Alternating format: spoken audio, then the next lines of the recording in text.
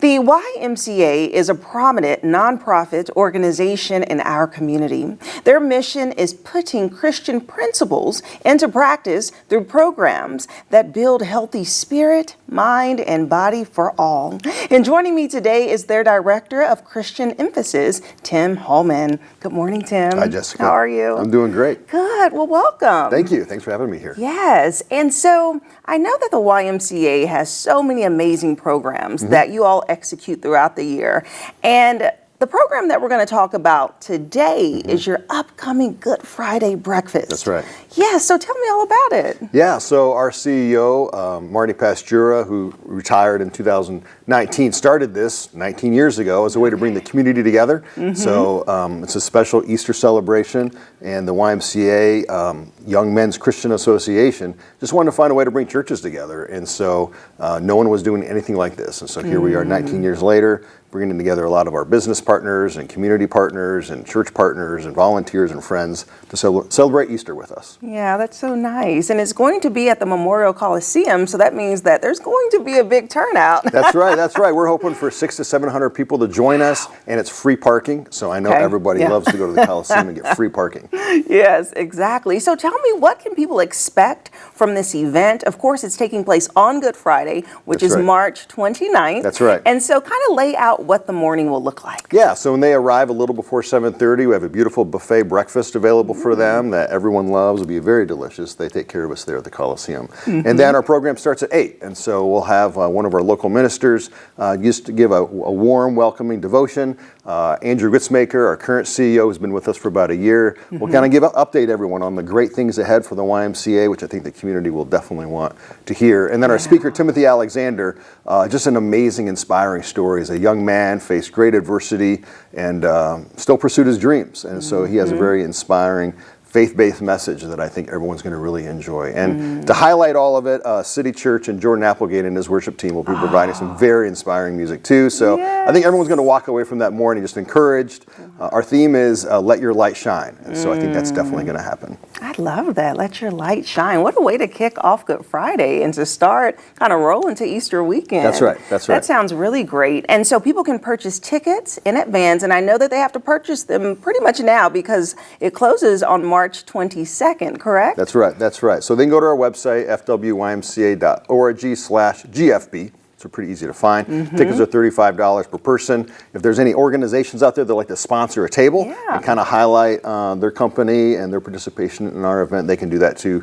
$600 for a table of 8 gets them some great promotion, and they can invite their friends and coworkers to join them there. Yes, and you mentioned that people who attend will get a little sneak peek, a little overview of what's happening and the Y. So can you share with me right now just some highlighted initiatives that the Y is really focusing on for this year? Well, 3 big things that the Y is always focused on is youth development, healthy living, and social responsibility. And there's a lot of ways those intertwine, but a big emphasis is on our youth. And so we run a very extensive youth sports program, and we want to include more youth and more variety of programming just to get kids off the couch and into groups. You know, we've realized there's an epidemic of loneliness. Surgeon General has highlighted that. And so for our young people who in Indiana are facing some real struggles, we can do something really big for them at Fort Wayne, and creating gardening programs, getting them outdoors, getting their hands dirty, summer day camps, and all variety of crafts and arts, music, you name it. We're really building up our capacity to serve